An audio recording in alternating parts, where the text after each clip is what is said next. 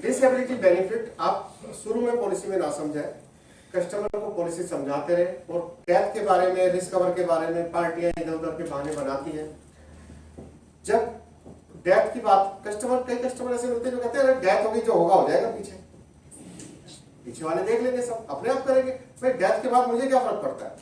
लेकिन अगर उसको मैं ये बात फिर कहूं कि चलो आपकी डेथ नहीं हुई, अगर डिसेबिलिटी आती है शरीर में ड्यू टू एक्सीडेंट, पॉलिसी लेने के तुरंत बाद एक्सीडेंट होने की वजह से शरीर में डिसेबिलिटी आती है और डॉक्टर डिफाइन करता है कि ये परमानेंट डिसेबिलिटी अब क्योर नहीं होगी।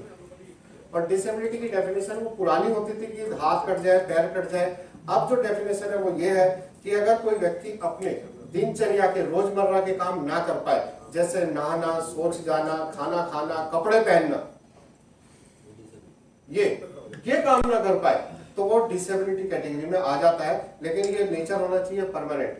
अभी जब दिल्ली में हाई कोर्ट में ब्लास्ट हुए थे 4-5 साल पहले में ब्लास्ट हुआ था, स्कूटर बम ये सब रखा हुआ था, तो एक व्यक्ति की जो थाई में से मांस निकल गया, वो डिसेबल हो गया, बेड पे आ गया। वो 2 साल बेड पे रहा, कोर्ट में केस लड़ा उसने, बट डॉक्टर ने बोला क्योरेबल है, ठीक हो जाएगा, इसका थाई उड़ गया है, ये ठीक हो जाएगा, जनरेट हो जाएगा। तो उसको डिसेबिलिटी बेनिफिट नहीं मिला।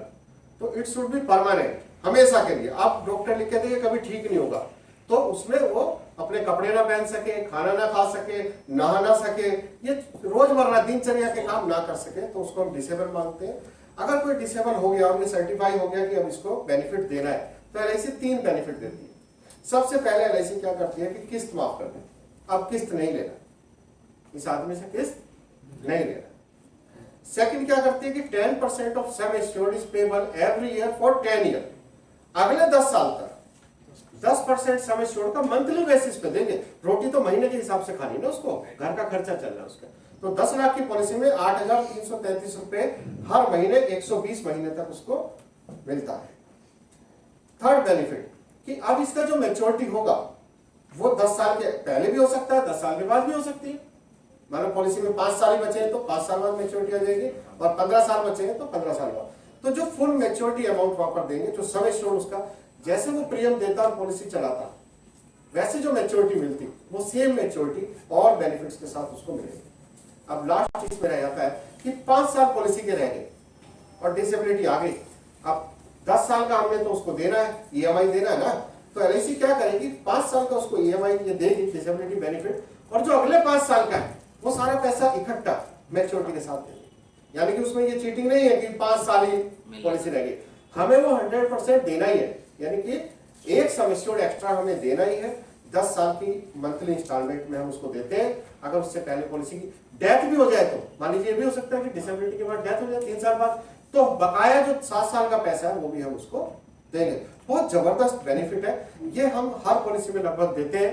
हम इसको एलोबरेट नहीं करते हैं, कस्टमर को बताते नहीं है। एक और बात है कि ये जो राइडर है इसका चार्ज लेती है एलआईसी। अगर हम एक्सीडेंटल कवर लेते हैं तो उसका चार्ज है 50 पैसे पर 1000, यानी कि 10 लाख रुपए पे 500 रुपए। और डिसेबिलिटी का भी यही रेट लेते हैं, 50 पैसे पर 1000, यानी कि 10 लाख की पॉलिसी पर 500। इसलिए आप देखते होंगे कि 10 लाख की पॉलिसी पे सीधा 1000 रुपए एक एक्स्ट्रा जाता है एक्सीडेंटल का। तो एडीडीबी, तो सभी पॉलिसी में कोशिश करें एडीडीबी दें, एक्सीडेंटल बेनिफिट ना दें।